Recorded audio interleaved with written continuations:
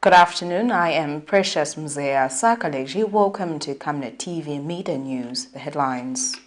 The judiciary to introduce economic financial crimes court subordinate level. Government honors volunteers with the National Volunteer Policy. Details coming through after this commercial. Hi ladies and gentlemen, I'm Chol. We're from Cho's Fitness Gym. We're a fully functional gym located along Twin Palm Road in Kablonga, right by Cheshire Homes Society of Zambia. So we have various classes that happen from Monday to Friday. We have aerobics, we have boot camp, we have step aerobics, we have spinning, we have kettlebell classes. They happen from 18 to 19 hours every day, and we are open from 06 until 20 hours. That's Monday to Friday. Then Saturdays 6 to 12. And then Sundays we are closed, and most public holidays we are open 6 to 12. In other media news in detail, some members of parliament have called on cooperating partners to ensure that they complement government's effort in monitoring how the Constituency Development Fund (CDF) resources are being utilized by beneficiaries. The increase in the Constituency Development Fund (CDF) has come with its own challenges, such as lack of information on how to access the funds to lengthy procedures in accessing the financing. Some stakeholders, such as Alliance for Accountability Advocates Zambia, have been complimenting government's effort in ensuring that citizens have enough information on how to access the funds by translating the messages in different local languages to launching a platform for community engagement. The Alliance, with the support of GIZ, is also undertaking a project that seeks to adopt a selected number of wards across the 4 provinces to provide training to the youths in the selected wards in order to foster good governance at community level. To that effect, parliamentarians drawn from the selected constituencies convened in Lusaka to learn more on the project. Matero, Member of Parliament Mao Sampa, raised concerns on how the resources are being managed by the beneficiaries and asked the Alliance to go an extra mile and monitor how the process is being done. I have a case in Matero that has been reported, and I need to follow up. Of the 102 cooperatives we gave 20,000 each 2 months ago, all of them were only approved because they told us to do this business. Now I'm told there's one cooperative, as soon as the money hit their account, they withdrew all of it and shared one pin. So as you do accountability, go all the way to the end users to remind them that this is public funds. If it's given to you as a grant and you say it's for chicken, use it for chicken. The stages involved in getting the resources that are provided for in CDF, I think we need to agree that there must be a certain stage which is very problematic. We deal with that problematic stage. I think that next year we'll be discussing a very different conversation. Meanwhile, SSZ Executive Director Luchembe Chilufya says his organization has spoken to the need of having more youths participate in accessing CDF. A country with such a youth population should invest more in the youth to ensure that they have the capacity to contribute to national development, of course, positively, and ensure that this country is able to develop. It is unacceptable that such a population is merely represented by a minority in structures of decision-making. Meanwhile, Minister of Local Government and Rural Development Gary Nkombo has acknowledged the need for communities' inclusive access to CDF. Dear colleagues, government acknowledges the need for the community's inclusive access to the Constituency Development Fund. Further, we are very cognizant of the fact that provision of adequate information to the citizens on the benefits of the fund and how to access that fund as a very key component to our well-being. And second, Deputy Speaker of the National Assembly, Moses Moyo, says youths are a key asset and should be seen as critical partners in shaping developmental agenda. In addition, an online learning platform has been developed where end users will be provided with a step-by-step guide on how to fill in constituency development forms and how to develop viable business plans. This online platform will be made available to the public using the technology developed by our very own in Ngoma. Prudence Chota, reporting for Camnet TV News. Minister of Community Development and Social Services, Doreen Mwamba, says volunteers play an important role in helping government and other stakeholders achieve developmental goals. Volunteering is an act of an individual or group freely giving time and labor for community service. Volunteers are usually trained in specific sectors they operate in. In Zambia, like many other countries, developmental aspirations are far-fetched without volunteers, who are usually the first respondents to situations. The health and education sector are among the sectors with the most volunteers in Zambia. 5th December each year is set aside to appreciate the role they play in shaping sustainable development. Speaking during the launch of the National Voluntary Policy by the Ministry of Community Development, the Zambia Volunteer Organization Committee representative Nicholas Panda says the policy is something that has come at the right time. One of the challenges that the volunteers were faced in Zambia was the lack of volunteer policy, but now with the development of the National Volunteer Policy in place, it will be easy for volunteers to work effectively. A national volunteer policy will help to guide the activities of volunteers in Zambia. So for us as a coordinating committee, we actually, we are happy that this long journey is finally coming to an end, because it will help also to harmonize the way volunteers work in Zambia. I think most of us who have been working with volunteers, I think the main challenge has been that there hasn't been, a harmonized structure in terms of, for instance, how do you motivate the volunteers?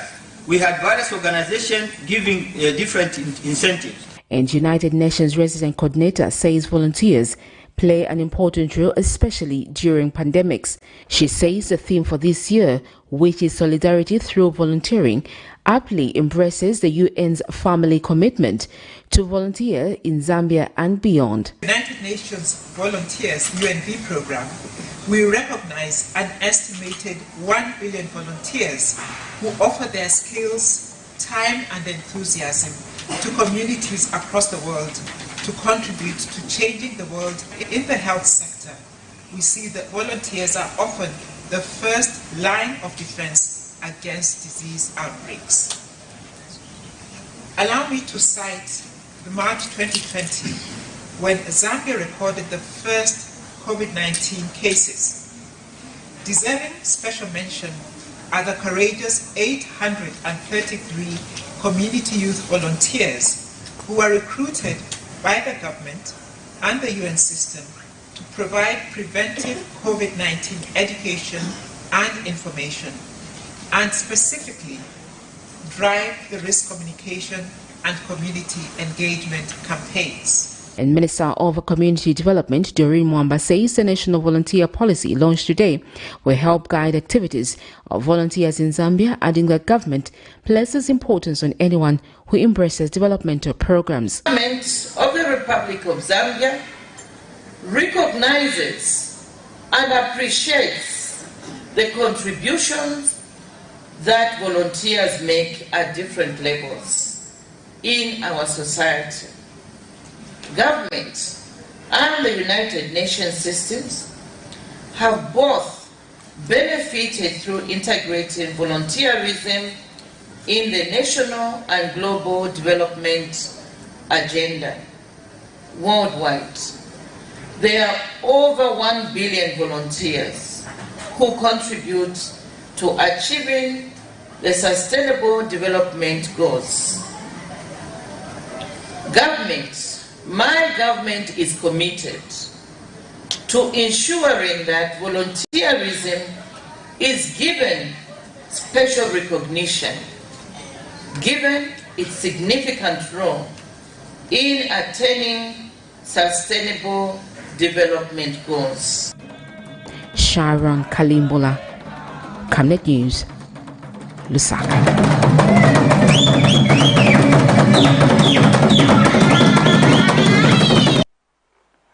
The Cotton Board of Zambia has underscored the need to inculcate mindset change among young people so that they can appreciate the value of agriculture. The theme of this research paper that we want people to write and complete on is cotton for economic development and environmental protection. So we're looking at the sustainability issues surrounding the environment, but also what is important for us is the message that we'll get out of this research. So this is going to be more of a scientific paper that someone can present to us, and then we have 3 prizes. The first prize is a tablet, the second prize is a form, the third prize is an internship opportunity with us, so they can stay with us, work with our people and learn what we do. So the main issue actually is just to talk about cotton as a driver of economy, but also talk about cotton in terms of job creation. As you're aware that every ton of cotton produces about 5 to 6 jobs. So we want to talk about the importance that it has in the economy and the sustainability that it has, and draw the attention of the youngsters. So, unfortunately, the age limit is 24 years. If you're not at 24 and above, you'll not be able to. Chief Justice Mumba Malila says it is no longer business as usual for the judiciary in the wake of increased economic and financial crimes. The advancement of digital technology in the financial sector world over, much as it has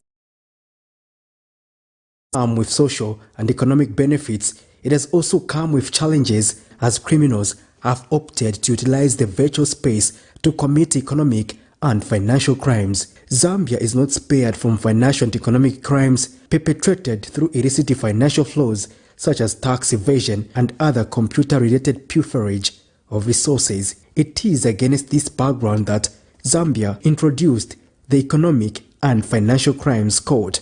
Chief Justice Mumba Malila says it can no longer be business as usual for the judiciary in the wake of the high rate of economic and financial crimes. Speaking when he officiated at the Cyber and Economic Financial Crimes Training for judges and magistrates in Lusaka Monday, the Chief Justice notes that capacity building among adjudicators is vital towards combating financial crimes.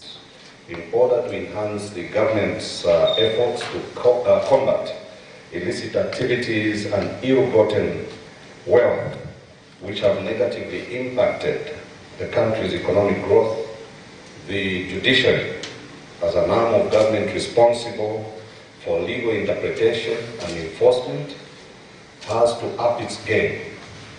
It is not business as usual. For this reason, in early January this year, as we have heard, one of the first things that I did barely a month after taking office was to establish the Economic and Financial Crimes Division of the High Court, pursuant to Article 133.3 of the Constitution of Zambia and the High Court Act, Chapter 27 of the Laws of Zambia. He says the Economic and Financial Crimes Court is being introduced at the subordinate courts and that rules are being formulated to ensure efficient and speedy delivery of justice. As some participants may be aware, we are in the process of putting up rules of court to specifically deal with economic and financial crimes and how to fast-track adjudication of these crimes. We are currently relying on the general procedural rules applicable in the subordinate court and in the High Court. And these rules are, however, not always adequate for specialized adjudication, and we look forward to the best practices that can be adopted in the rules that we are crafting for enhanced efficient adjudication of this species of crime. And speaking area, Western Attorney General Alliance representative for Zambia, Dr. Frida Mwamba, states that economic and financial crimes have devastating effects to the economy and development, hence the need to combat the vice. We have also seen the internet being increasingly used to commit crimes, as through the use of technological tools like cryptocurrencies, perpetrators are able to carry out their crimes with minimal risks of detection. facilitating crimes like money laundering. These crimes thus challenge our ability to grow our economy, maintain public trust, and preserve the rule of law, thereby making the training of utmost importance. Patrick Soko, Camnet News. We've come to the end of the news, but before we go, here are the headlines once again. The judiciary to introduce economic financial crimes court subordinate level. Government honors volunteers with a national volunteer policy. Thank you for watching. I am Precious Mzea Sakaleji. Good afternoon.